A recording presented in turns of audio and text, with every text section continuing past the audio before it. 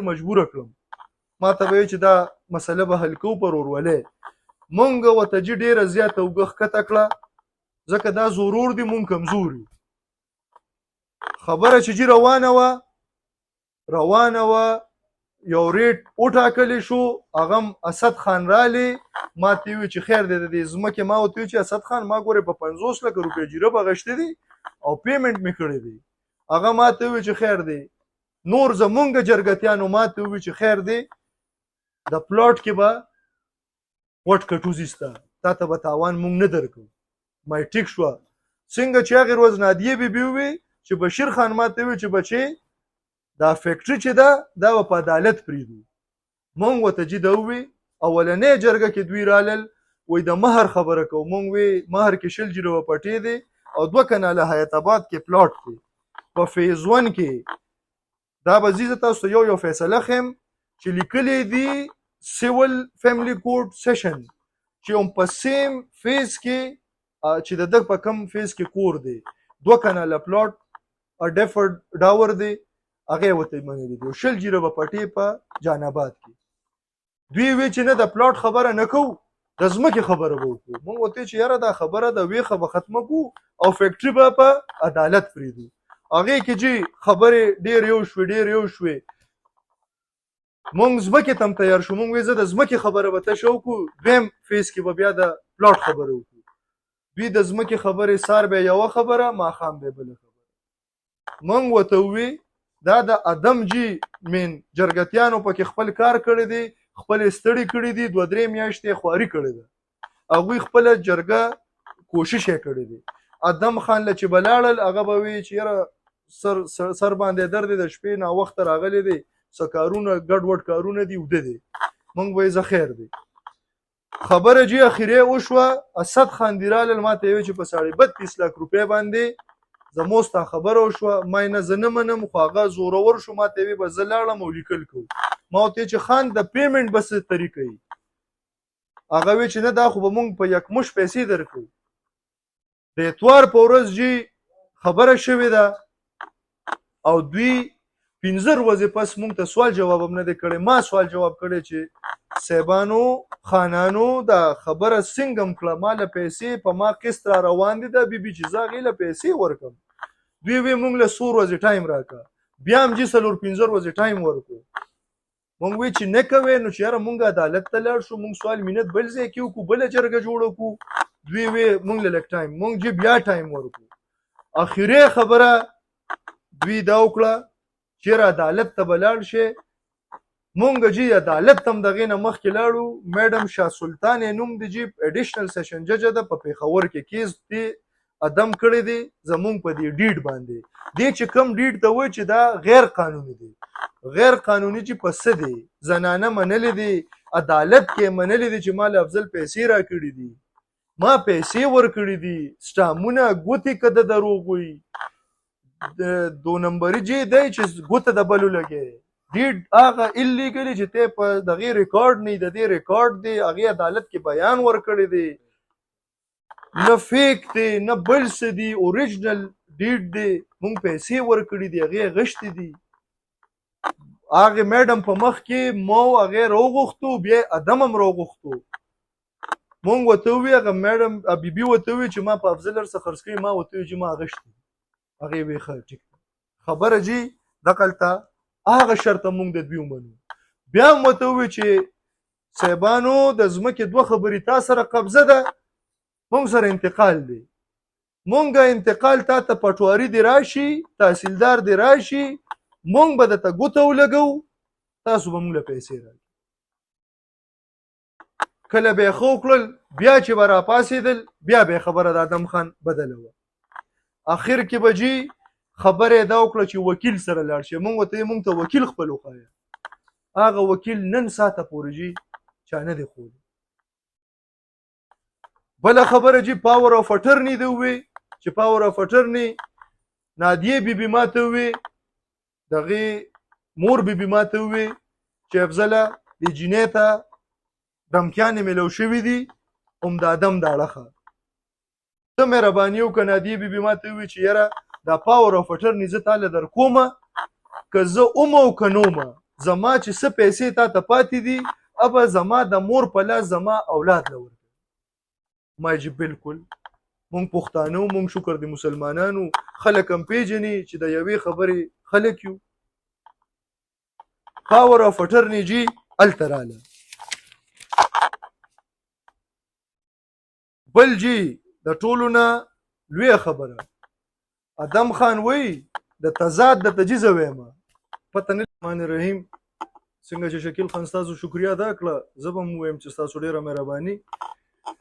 بله ورځ یو پریس کانفرنس شوی دی د پړانګو د محمد علي خان زوی دی ادم یې نوم دی. هغه ټول دروغ ویلي دي ټول تضاد خپلو خبرو کې کړی دی. د هغې بدله زه د خپل جواب درکم تاسو به یې واورئ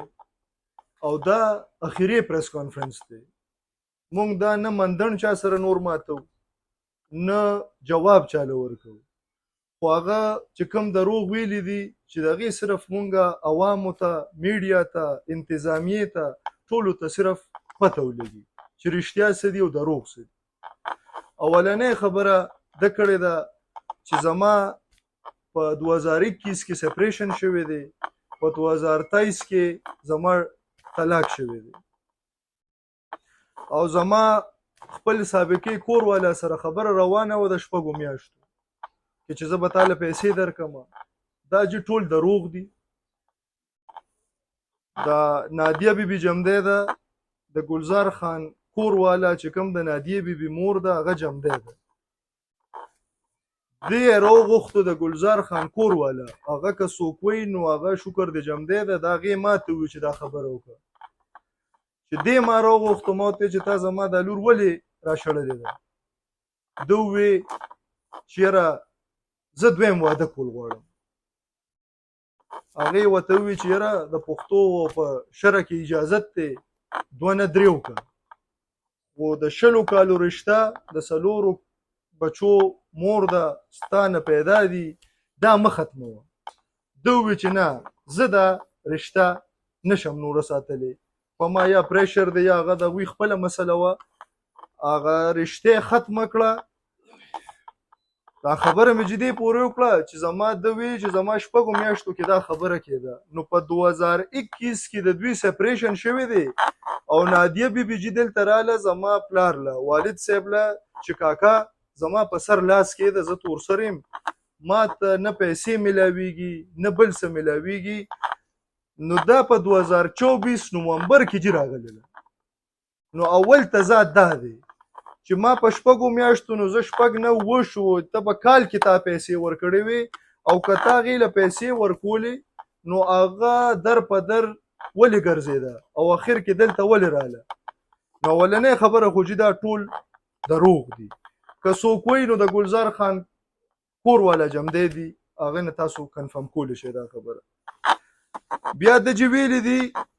زمونږ نادیه بیبي سره یو ډیل وشو یو ډیډ هم ساین کو چې څه د سنت طریقه ده څه د دې ملک د قانون او د آئین طریقه ده مونږ هغې ته پیمنټ وکړو چې څه زمونږ او د هغوی انډرسټینډینګ وشو. هغه هم چې ولیکو هغه هغې ورځ د محمد علي خان زوی وایي چې د بشیر خان د زامنو کریکټر تاسو ته معلوم دی. د بشیر خان د زامنو کریکټر دا و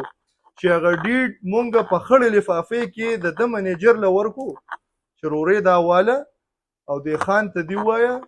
چې دا خبره په جرګه په رورولۍ به ختمه کړو. دا پټې به بل چا غشتو یا دا پلاټ به بل چا غشتو نو که مونږ واغشتو ستا خاندان کې ډېرو خلکو سره زمونږ ډېر ښه تعلق دی نو په رورولۍ او په خاموشۍ به دا خبره ختمه شي. الټه جي جواب سو چې تاسو د دې خپلې چې کوم ډیل تاسو کړی دی تورسرې سره د دې نه وروستو شئ د خوشماشۍ سوال جوابونه رالل مونږ ورته چې نه رورې شاته کېږو خو نه او کېناستي شو د پښتو وطن دی جرګه کولی شو مشران پکې کېناستی شي. هغه خبره جو شوه د باچا خان بابا نوسی دی د ولی خان بابا خوری دی د اسفندیار خان د ترور زوی دی د ایمل خان خپل دی سلیم جان یې نوم دی هغه رالی اسفندیار خان له او ایمل خان له او د دې سلیم جان په زوی باندې د محمد علي خان لور او د ادم خور واده هغه رالل او ایمل خان دې ته ووایي چې یاره اومقه خبره چې دوی ته ووایه چې موږ ټول خلک د دې زنانه نه شاته کړي دي دوی ته ووایه چې شاته شي هغې ورته ووایي چې یاره شاته کېدو والا نه دي او جرګه به دله پکې زه وکړم ما ته یې فون وکړ ایمل خان خدای دې عزت لري لوی سړی دی ما ته ووایي چې افضله داسې خبره ده ما جي زما ته مشر تا سره زما لوکړی اختیار دی چې څه دې ته جوړه کړه خو په جرګه به ځو په شاته کېدو به ځي نه ځو هغې کې چې د ایمل خان 2 میاشتې تقریبا قیمتي وخت ضایع شو اخر کې چې کله اخري جرګه وه دې کې 2 ځله هغوی سره میلاو شو اخر کې ورته د محمد علي خان زوی وایي چې یاره دې شاته کې او دا ډیل ختم دی ایمل خان ما ته ووایي ما ورته نه خان ته زما مشر خو د پښتو وطن دی او مونږ نشو شاته کېدی جرګه کولی شو هغه ما ته ووایي خیر دی که بل چا څوک جرګه کوي ودې کړي ما ویې چې ډېره مهرباني بیا چې د دوی خاندان سنگین خان د ارشد خان زوی دی واجد خان د امین جان کلي اسد خان د عطاالله خان زوی دی دوی جرګه شروع کړه زمونږ په سره خپل جرګدیان کړل مونږ ول خپل کسان ورکړل هغې کې تقریبا 3 میاشتې چې ټایم تیر شو مخکې وروستو کله یوه خبره کله بله خبره د هغې ورځ پریس کانفرنس کې ووایي چې ما ورته ووایي چې د ډي سي په مخ کې د اے سي په مخ کې د عدالت په مخ کې د پیمنټ خبره به کوو حلفن جي ویم حلفن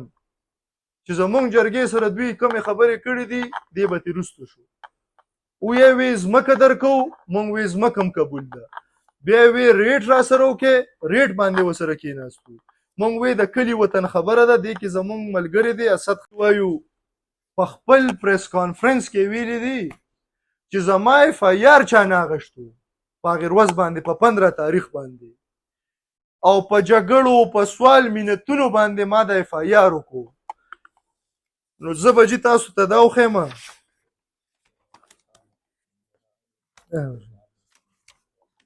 دا جی اف آی آر دی د ادم خان دی او دا د خلیل خان اف آی آر دی کسانه مونږ نمري اف آی آر مونږ مخکې کوو او دې کې ټایم دی چې دا به تاسو مهرباني په دې میډیا وښایې زمونږ اف آی آر مخکې شوی او ادم خان په خپله دغې تصدیق کوي چې زما اف آی آر یې نه اخیستو په اوټ زور هم اف آی آر کړی دی نو په اف آی آر کې ټایمینګ د ایس ایچ او منظور خان او د پولیس نه زمونږ دا ګیله ده چې دغه په اف آی آر کې 11:40 ټایم دی او زمونږ په اف آی آر کې 11:50 ټایم دی نو مهرباني به دا به تاسو د دې به تصویر والے یا کاپی والے بل جی چې کوم اف آی آر ادم خان په مونږ کړی دی هغې کې جی مسمی طاهر ولد ظفیر خان دا د ماشو بډبیرې سړی دی او د دې اف آی آر تصدیق کړو د اف آی آر مطابق هغه جی نن شکر الحمدلله نن هغه په جوډیشل مجسټریټ ته پیښ شو او 164 یې ورکو 164 چې نه زما زه په موقع ومه نه ما تصدیق کړی دی او نه تې زه څه خبرې دا جي د ده رښتیا دي او د دروغ دي دا به مهرباني تاسو به د دې کاپي زه تاسو له درکم او د بله ورځ ووایي چې په ما خو له خبره کوله د ځمکې او د پلاټ هم نو دا زه جي زه وضاحت اخري ځل کومه چې دا پلاټ په فیز 1 کې order یې لیکلی دی چې in the same phase where he had constructed a house for himself دا عدالت جی سیول او سیشن عدالت دا حکم کړی دی نو مهرباني به د دې به هم جي تاسو تصویران والے او دا چې ما تاسو ته کوم اف آی آر وښو د دې ټایمینګ ده او د دې مخکې د درخواست نو جي دا د کمشنر صاحب او د ایم این ای صاحب برای راز جی دی پکې ملوث دي نور جی نه پریس کانفرنس بیا کوو د خلاف نه بل څه کوو صرف مونږ خپل موقف ورکو هغې ورځ په ما دعوه شوې وه زه په هغه پریس کانفرنس کې کېناستې نه شومه بی بی اے ما لا نه وکړې ما بی بی اے وکړه نو مونږ دا وګڼل چې یاره ځکه د جرګې د دې ډیل نه زه خبروم، زه پکې برای راست ملوث یم، ما په نوم شوی دی. نو ځکه چې ما دا تاسو له تکلیف درکو چې تاسو راشئ او زمونږ دا خبرې د خلکو ته او عوام ته او تاسو په خپله په دې پوه شئ. ډېره مهرباني جي. چې شکیل خان خبره چې طبیعت یې ټیک نه و، چې 109 زما دا ټول چې په 15 باندې څه شوي دي، د دې ټول مازغه د نادیې بیبي دي. 109 یې پې کړی دی د ده منیجر. دلته بیا وایي په خپل پریس کانفرنس کې که ما ته څه وشو، زما سابقي کور والا ته څه وشو، زما بچو ته څه وشو، نو د بشیر خان زامن بې ذمهواري. نو ته په 109 کې هغې په خپل پریس کانفرنس کې تاسو 3 کسان نومینیټ کړي یې، ته کمشنر فضل خان چې تاسو به زما ملزمان یې، دلته ته وایې چې افضل وي، نقصان یې چاته دی، فایده یې چاته ده. فایده هم تاته ده، هر څه تاته دي.